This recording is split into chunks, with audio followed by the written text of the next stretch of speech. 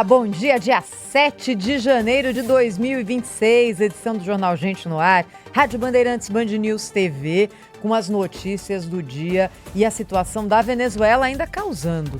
Agora, Pedro Campos, tá tudo calmo, aparentemente, no país.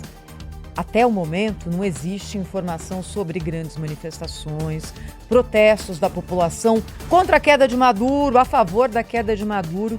O fato é que está todo mundo com medo e todo mundo esperando. E, claro, o trabalho da imprensa que segue prejudicado com o acesso de jornalistas bloqueado pelo governo venezuelano. Enquanto isso, o presidente Donald Trump disse o seguinte ontem à noite, e eu vou ler aqui a declaração do presidente dos Estados Unidos, aspas. Tenho o prazer de anunciar que as autoridades interinas da Venezuela entregarão entre 30 e 50 milhões, e aí, naquele estilo Trump, né? Bilhões em maiúsculas, de barris de petróleo de alta qualidade, sujeito a sanções aos Estados Unidos da América. Esse petróleo será vendido a preço de mercado e esse dinheiro será controlado por mim, como presidente dos Estados Unidos da América, para garantir que seja usado em benefício do povo da Venezuela e dos Estados Unidos. Solicitei ao secretário de Energia, Chris Wright, que execute esse plano imediatamente.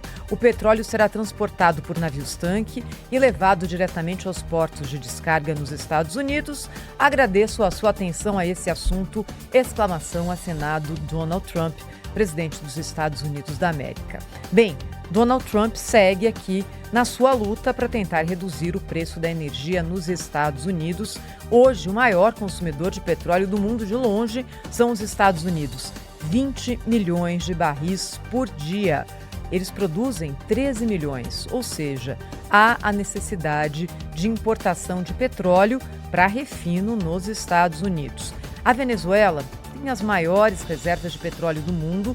A gente já contou aqui, é um petróleo considerado mais grosso, não é refinado por todo tipo de refinaria, mas sim, existem refinarias nos Estados Unidos, principalmente no Novo México, que estão com a capacidade ociosa e poderiam processar facilmente esse petróleo que é extraído da Venezuela e que não é refinado por lá por falta de dinheiro, de mão de obra, de infraestrutura, de tudo. A PDVSA, a estatal venezuelana de petróleo, que já foi uma grande empresa, hoje não é nem sinal daquilo que já foi, por exemplo, nos anos 90.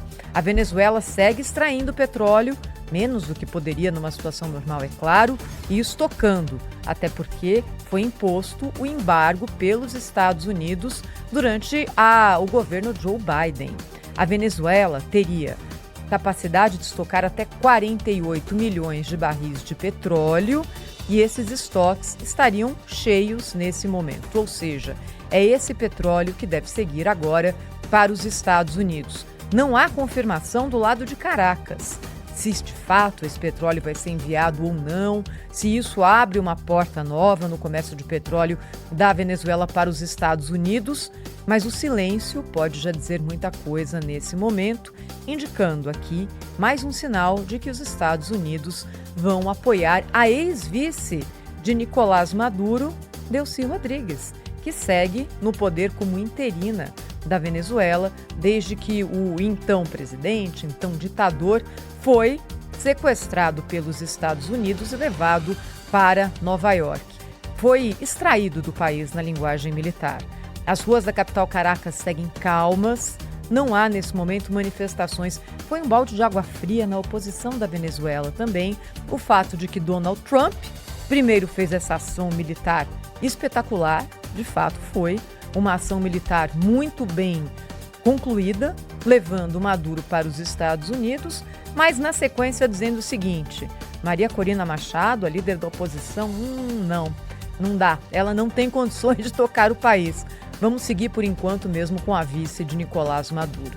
Bem, esse é o clima nesse momento em Caracas, na Venezuela, sem grandes manifestações e também sem grandes expectativas. Está todo mundo ali com o pé atrás, esperando para ver o que vai acontecer e, é claro, com medo de que a atual gestão mantenha a política anterior, até porque o governo é o mesmo, Delcy é vice ou foi vice de Nicolás Maduro em termos de repressão a manifestações da oposição. Mas os Estados Unidos não estão só de olho na Venezuela, não. De novo, a Groenlândia entrando aqui no noticiário, é por isso que eu chamo a Sônia Blota, direto de Paris. Sônia, se você jogava War quando você era criança, adolescente, você deve lembrar que a Groenlândia tinha um papel importante lá no jogo, né? Esquecido essa ilha gigante. E agora volta ao noticiário com força total, né, Soninha? Bom dia.